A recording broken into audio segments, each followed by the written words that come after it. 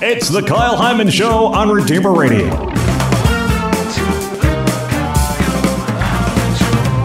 This is Kyle Hyman, and joining us on the phone is one of our newest deacons for the diocese, Deacon Fred Everett. Congratulations, Deacon. Well, thank you very much, Kyle. It's great to be with you. How long has this journey been for you? Well, it was 5 years ago this June that I met with Bishop Rose in Fort Wayne, and I was telling him that I had been thinking and praying for the last few weeks about the possibility that I was actually being called to the diaconate. Mm-hmm. And I had an idea that for some reason he'd take a while to let me think about it. And instead he was just, immediately very encouraging, and in fact said, you know what, I'm just going to go ahead and accept you into the class. So it's like, wow. And so I was really, a bit stunned. I said, wow, that was so quick how this is all materialized.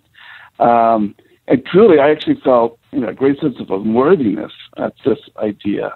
But, over the next year, which they call the year of aspirancy, when you're really trying to discern, is this God's calling? And the church is also discerning whether this is your calling. Mm-hmm. I really grew in that conviction that, yes, this is the path that God had set for me. And therefore, I was just, filled with a lot of joy and excitement. Yeah. So did you have a specific highlight from the ordination mass? Wow. Yes, actually, the very point when the bishop lays hands on you, which is, of course, the point where you actually become a deacon, and you go up to his chair where he's standing in front of the chair. When he puts his hands over you, as it happened, the vestments, of course, were then sort of on either side of me, and what he had on his on the front of his chasuble was this beautiful image of Our Lady of Guadalupe. And as the light was hitting it, that was all I could see, was this beautifully illuminated image of Our Lady of Guadalupe as he was, in fact, putting his hands on me. And I felt this tremendous feeling of God's presence and the awesomeness of being called to this vocation. So that has to have been the highlight of the entire experience. Yeah. So how did you celebrate then Saturday night? Yes, well, we had a big open house and invited lots of people and had lots of food, and so it was a lot of fun. All family, our 7 kids and spouses and grandkids were all here, and lots of family, friends, coworkers. So it was a great time. So was this, would you say, more fun or less fun than your wedding reception? I knew you were going to go that way. Kind of throw me one of those tricky questions. They were both very similar experiences of love. When you get married, you have the experience of all of a sudden both sides of your family being together in a very special way. You have all your friends gathered together, and it's unique. And this, too, is unique. One of our daughters come to a lot of our family gatherings, said, for the first time, there was more people she didn't know than she did know. Yeah. So again, it was one of those unique moments where so many different people from different aspects of your life are all of a sudden there together. And so, yeah, it was a beautiful moment. And then the whole discernment process, you mentioned a little bit. Any tips or suggestions for somebody that is in the process of discerning something like this, a kind of a big life-changing event or vocation? Yeah. The important thing, because sometimes we have ideas. We put ideas in our minds like, oh, wouldn't it be good if I did X? And it truly might be good if you did, whatever it is that you're thinking about. But that doesn't mean that's what God is calling you to. And so what I always recommend to people is, instead of being so fixed on a particular thing, really work on their own prayer life and on their relationship with God, and asking Him that whenever He gives you inspirations or promptings from the Holy Spirit, that you respond quickly to them and that you're ready to embrace them wherever they may take you. And if you have that philosophy, then everything actually just sort of falls into place, because God then is taking you day by day, step by step, through different things. And so, for example, with the diaconate, you might have a vocation to the diaconate, but maybe right now you have a rather young family or other responsibilities that would make it difficult for you to give the time to the education process while at the same time trying to be attentive to your spouse and your children and your work responsibilities. So maybe it's the fact that you might have a vocation 10 years down the line to actually start down that road. The important thing is that right now, wherever I am, I'm really trying to listen to what the Holy Spirit is directing me to do. And that's really should be the focus. Yeah. Can you explain what the role of the permanent deacon is? Sure. So a deacon, whether it's permanent or transitional, it's really the same vocation. It's the same call to the diaconate. In fact, there's only one little difference between the ordination of a transitional deacon and that of a permanent deacon, and that is the vow to celibacy. Interesting. Yeah, so actually the bishop made a little joke about that at the end of the ordination. He joked that he had to pause at one moment to make sure not to throw that line in there, or we might have been promising celibacy for the rest of our lives. Uh-huh. And anyways, but that is the only difference. And so it's really at its heart the same call to service, to giving yourself completely to God, and to being a sign of Christ's servant for the community. And that's really what's at the heart of the diaconate. And, Bishop Rhodes always makes this point, and it's really interesting. He says, I'm still a deacon, because when he received that sacrament of holy orders as a deacon, it's not like you all of a sudden that's erased, and then when you become a priest, and then that's erased when you become a bishop. They keep building on one another.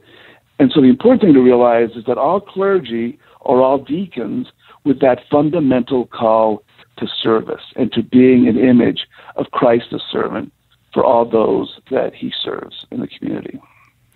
We're talking with Deacon Fred Everett. He is the Secretary for Evangelization and Discipleship for the diocese, also one of our newly ordained deacons as of this past Saturday. And could you describe a little bit about what the commitment process is, or the education process for becoming a deacon? Sure. So typically, at least in our diocese, it's typically a 4 years of classes. That first year, which I mentioned before, is called the aspirancy year, and so that's the real year of discernment. It's at the end of that year that you write a letter to the bishop, and your wife has to write one as well, in her own handwriting and signed by her, in which she gives permission for this and her consent to keep moving forward in this process. And it's at that point that you say to the bishop, you write to him that, yes, I believe I do have this vocation, and then he accepts you at that point as a candidate. And then you have 3 more years of more intensive study, spiritual direction. You're also given a mentor to help guide you through those years. And basically, it's retreats and various other types of activities, service to the poor, for example, or homebound, or you might be given a hospital ministry, different types of placements to give you a fuller sense of what it means to be a servant for all. Yeah. And then as you move through, you go through the different steps, what they used to be called the minor orders of lector and acolyte. And again, that's what all those who are studying, for example, for the priesthood, they go through the same exact steps to the diaconate, and then finally, of course, for them, ordination to the priesthood as well. And then you have been very involved with the diocese, and obviously theology isn't anything new to you, but was there anything that you learned during the education process?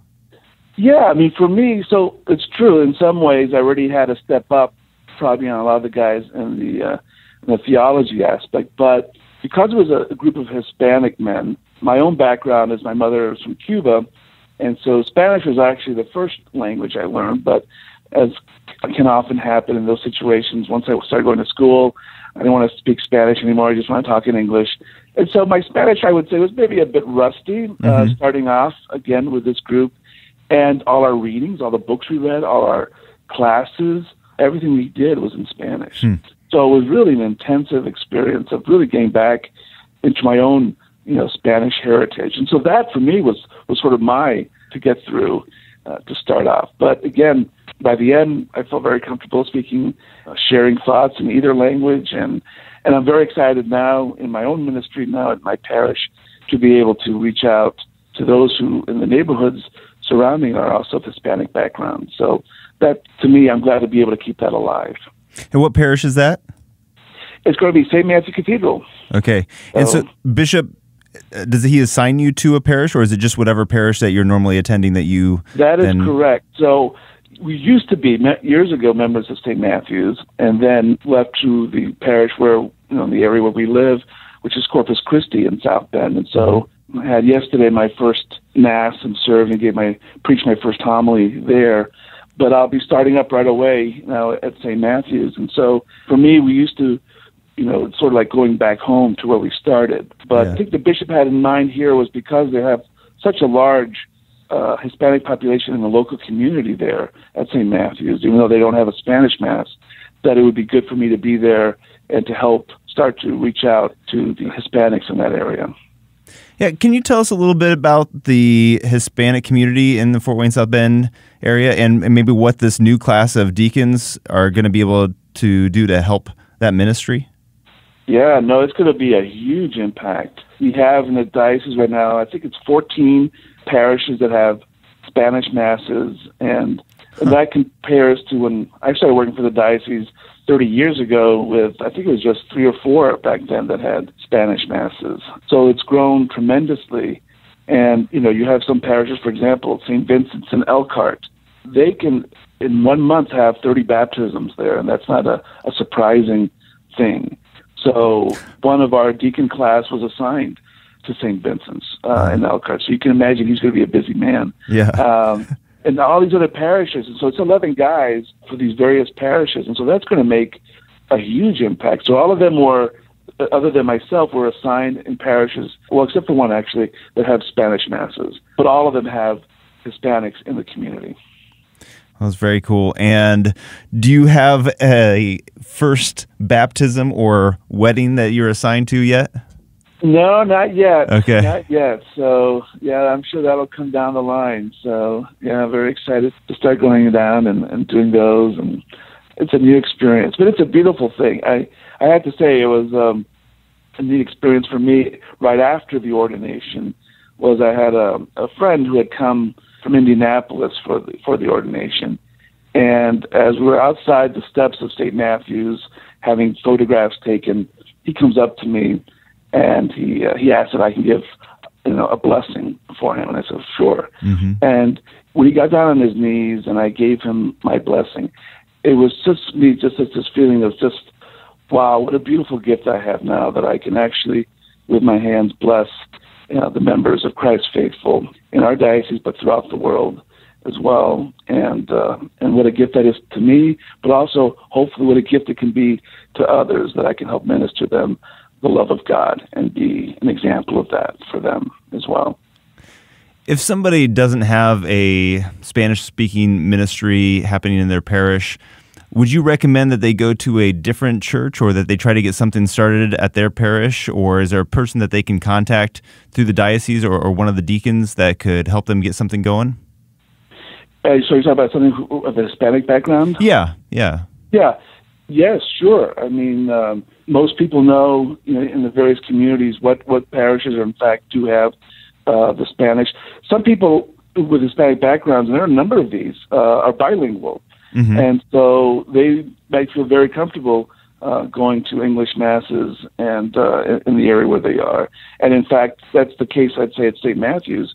There are a lot of bilingual people there who maybe prefer Spanish, but are conversant enough in English that they feel comfortable enough being there. So no, in every situation, it's again, you have to be open to the promptings of the Holy Spirit, and also looking at what our resources are, who are priests who might be able to say Mass in Spanish or hear confessions in Spanish. And so you always have to weigh those issues as well. But we're there trying to reach out to anyone in our diocese and to try to meet their spiritual needs, whether in English or in Spanish. Yeah. Well, we thank you so much for your yes and for responding to this vocation. So excited about this new class of Hispanic deacons. And we thank you so much for joining us today and sharing a little bit of your journey with us. Hey, it's been fantastic, Kyle. Thank you again. And thank you for your prayers. And believe me, you'll be in mine. All right. I appreciate that. Thank you so much. All right. God bless you.